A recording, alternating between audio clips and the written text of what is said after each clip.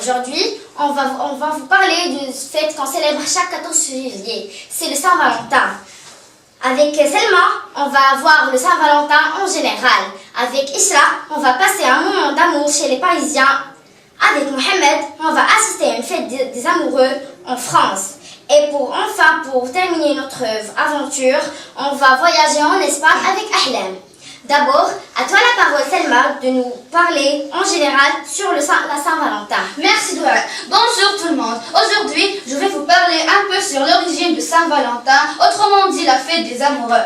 Depuis 1496, Saint-Valentin est officiellement le saint patron des amoureux. Sur ordre du pape Alexandre VI, à cette époque, la protection de ce saint patron s'appliquait surtout aux célibataires qui cherchaient l'âme sœur. Les festivités de la Saint-Valentin visaient précisément à donner aux jeunes célibataires l'occasion de trouver un partenaire pour la vie.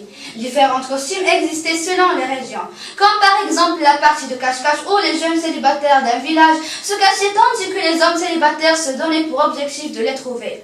Les couples ainsi formés pouvaient durer le temps de la soirée ou aller jusqu'au mariage.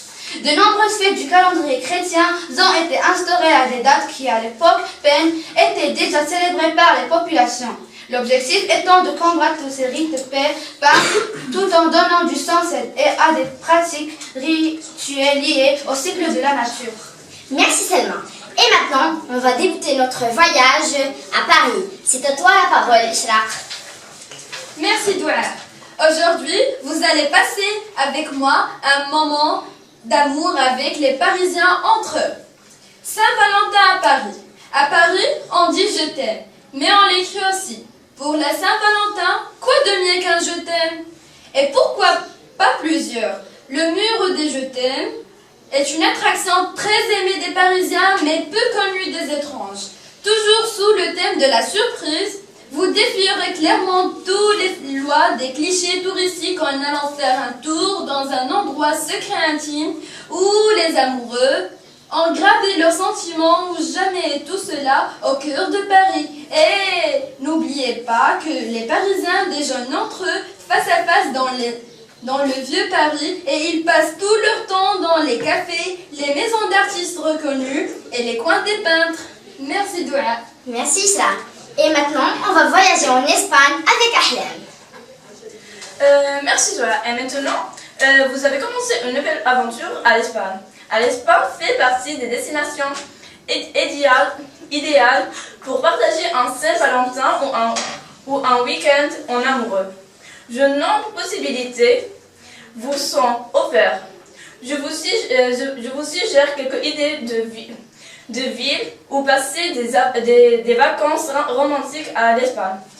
Séville est l'une des villes les plus romantiques d'Europe.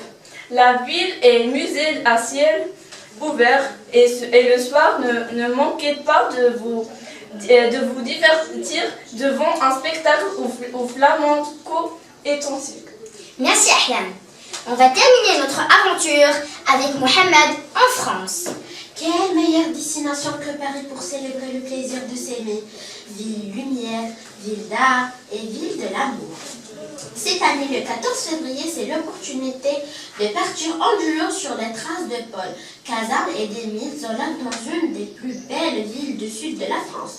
Aix-en-Provence, l'hôtel Ocbel est un complexe moderne situé au pied de l'ancienne ville forte. Merci Mohamed et merci de vous être porté volontaire pour participation de cette radio scolaire. Au revoir et à la prochaine.